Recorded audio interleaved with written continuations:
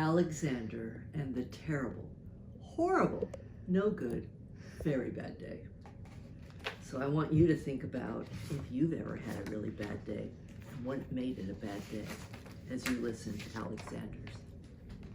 All right, here we go. I went to sleep with gum in my mouth, and now there's gum in my hair.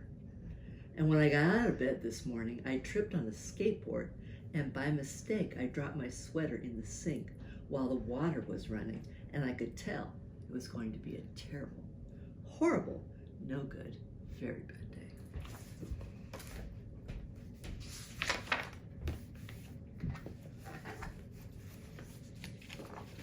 At breakfast, Anthony found a Corvette Stingray car kit in his breakfast cereal box, and Nick found a junior undercover agent code ring in his breakfast cereal box. But in my breakfast cereal box, all I found was breakfast cereal. I think I'll move to Australia.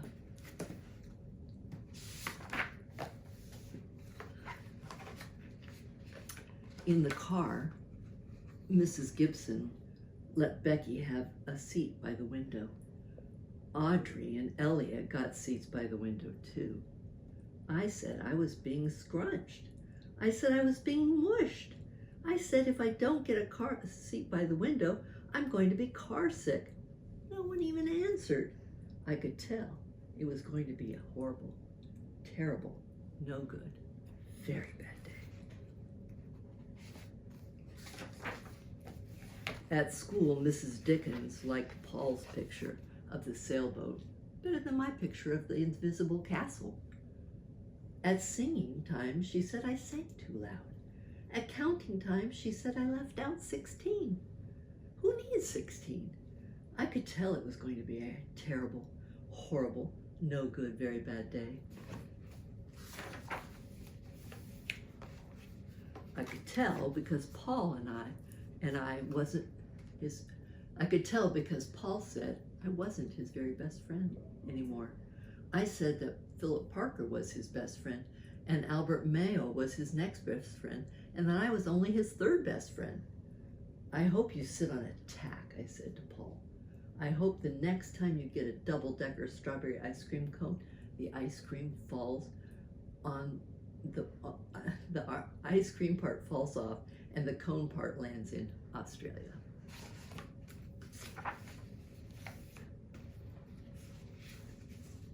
There were 2 cupcakes in Philip Parker's lunch bag, and Albert got a Hershey bar with almonds, and Paul's mother gave him a piece of Jelly Roll that had coconut sprinkles on top.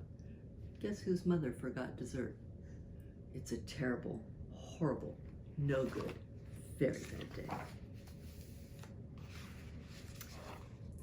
That's what it was, because after school, my mom took us all to the dentist, and Dr. Fields found a cavity just in me. Come back next week and I'll fix it, said Dr. Fields. Next week? I'm going to Australia.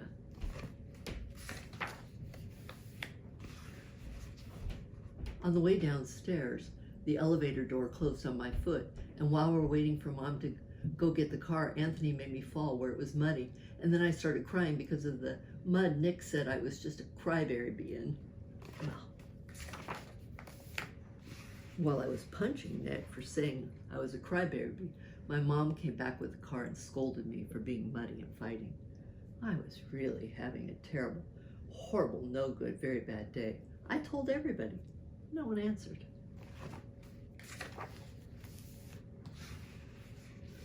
So, when we went to the shoe store to buy some sneakers, Anthony chose white ones with blue stripes.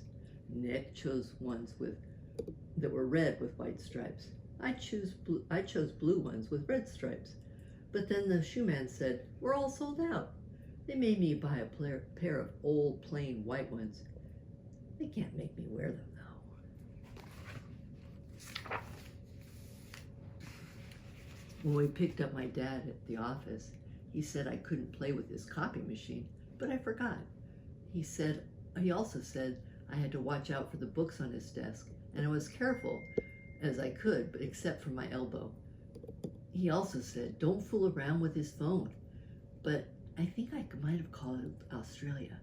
My dad said, please don't pick him up anymore. It was a terrible, horrible, no good, very bad day.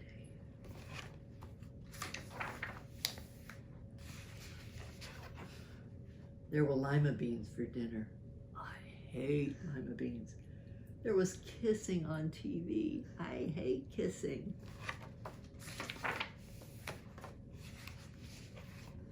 My bath was too hot. I got soap in my eyes. My marble went down the drain, and I had to wear my railroad pajamas. I hate my railroad pajamas.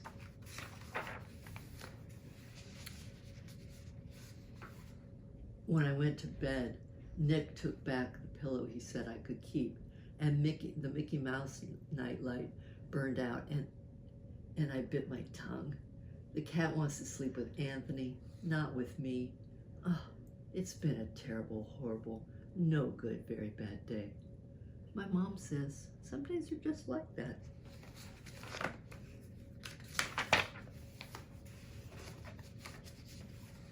Even in Australia.